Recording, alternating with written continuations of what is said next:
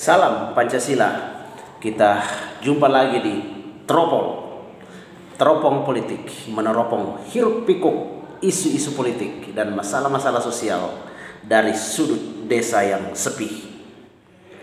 Ya, kawan-kawan Teropol, saat ini kita akan mencoba untuk meneropong sebuah pidato yang disampaikan oleh Presiden Prabowo di hari pertama sidang kabinet. Salah satu hal yang menarik dari apa yang disampaikan oleh Pak Prabowo yang ingin saya garis bawahi adalah birokrasi yang cepat. Pak Prabowo mengatakan bahwa saat ini banyak masyarakat mengeluh tentang birokrasi yang berjalan lambat atau seolah-olah mempersulit masyarakat. Pak Prabowo mengatakan, ada yang mengatakan bahwa kalau bisa dipersulit, kenapa harus dipercepat?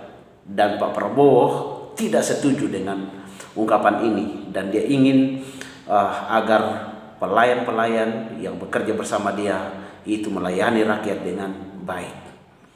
Tapi saya ingin menyampaikan ke Pak Prabowo bahwa sebenarnya sulitnya rakyat mendapatkan layanan-layanan atau rakyat seolah diperlambat atau dipersulit di dalam mengurus hal-hal yang ada di pelayanan publik yang ada di masyarakat. Oleh karena para pelayan sendiri ini dalam tanda kutip saling tekan satu dengan yang lain, bahkan saling memerah satu dengan yang lain.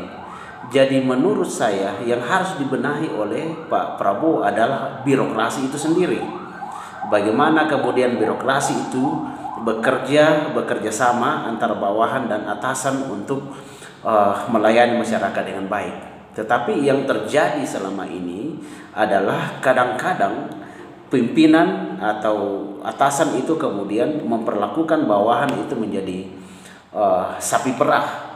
Ya, bahkan kita tahu ya, misalnya di dalam kasus beberapa waktu yang lalu tentang misalnya seorang menteri atau seorang bupati atau seorang gubernur ingin mengangkat seorang pejabat di bawahnya, maka dia harus menyetor sesuatu. Ya, bahkan saya dengar ya, ini juga bisa dicek ke otentikannya atau kebenarannya, bahwa kadang-kadang ya seseorang yang ingin diangkat misalnya menjadi seorang kepala kantor atau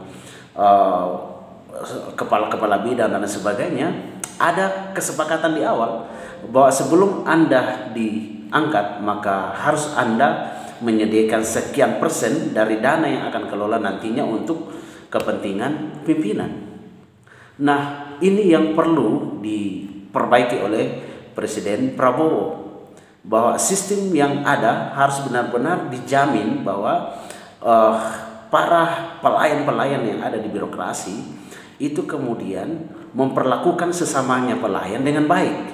Ya, bukan diperah, diberikan jabatan lalu kemudian dengan deal-deal tertentu. Ya, demikian juga dengan menteri. Ya, bagaimana caranya supaya melakukan proses yang baik, proses politik yang baik, bukan memilih kepala kantor atau contoh misalnya rektor dan sebagainya, lalu kemudian mereka diperah ya untuk menyerahkan sejumlah uang supaya kemudian mereka bisa terpilih. Nah, sistem-sistem seperti ini yang kemudian menyebabkan pelayan-pelayan yang ada di ujung tombak, khususnya yang ada di bawah, merasa terdiskriminasi, sehingga pada akhirnya yang harus korban adalah masyarakat. Mereka akan ugalan-ugalan bekerja, mereka akan seenaknya bekerja. Kenapa? Mereka juga diperlakukan secara tidak enak. Ya, nah, bahkan saling kancing satu dengan yang lain. Ya, kenapa mereka seenaknya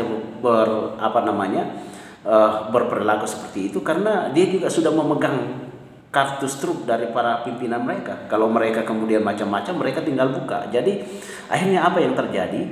Masyarakat dibiarkan ya tidak terlayani dengan baik. Nah, karena itu bagi saya ya, saran saya kepada Bapak Presiden Prabowo, harus ada juga sistem yang dibuat supaya kemudian masyarakat atau secara khusus ya, masyarakat itu bisa melaporkan ya perilaku seperti itu kepada siapa, dan itu dijamin benar-benar kredibilitasnya.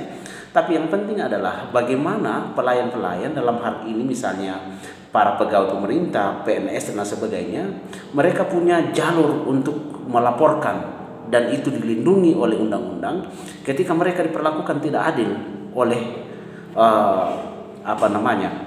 pimpinan-pimpinan mereka. Pak Prabowo tidak boleh hanya mengatakan bahwa kalian berhak untuk memecat kalau ada pegawai-pegawai yang tidak becus, ada bawahan-bawahan Anda yang tidak bisa bekerja, Anda berhak untuk menghentikan atau mengangkat. Yang perlu juga diketahui, kalau bisa, bahwa mereka yang bekerja di ujung tombak di bawah, yang kadang-kadang menjadi korban dari birokrasi yang korup, harus mereka juga punya jalur untuk melaporkan atau mencari perlindungan terhadap hal-hal yang mereka dapatkan, terhadap hal-hal yang mereka anggap tidak adil.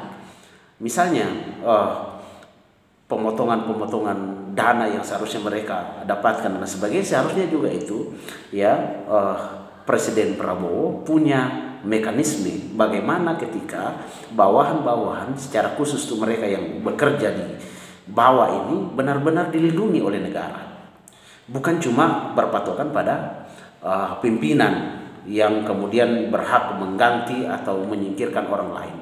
Jadi harus ada mekanisme yang dibangun secara birokrasi bahwa mereka semua bisa saling mengontrol satu dengan yang lain. Jadi bawahan bisa mengontrol atasan juga tidak boleh seenaknya memperlakukan mereka yang mereka pimpin. Nah, ini yang menurut saya perlu dibangun oleh Presiden Prabowo sehingga benar-benar rakyat itu terlayani dengan baik. Ya, sehingga pembangunan itu berjalan dengan baik. Benar-benar bahwa kalau misalnya ya pimpinan melakukan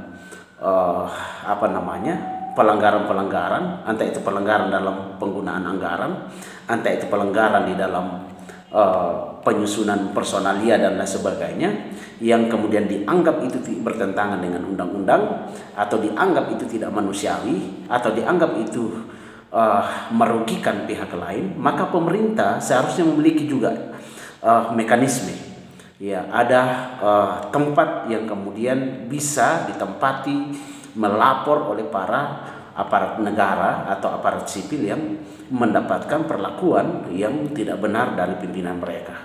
Itu yang kita tunggu dari Presiden Prabowo, sehingga benar-benar birokrasi yang cepat, birokrasi yang melayani, birokrasi yang demokratis, birokrasi yang baik, birokrasi yang bersih dapat tercipta, sehingga kita kemudian menghasilkan negara yang baik. Penggunaan anggaran bisa digunakan dengan sebaik-baiknya.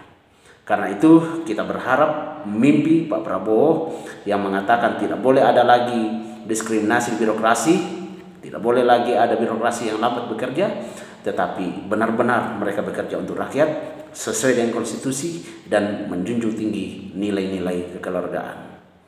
Salam Pancasila, tetap di teropong politik.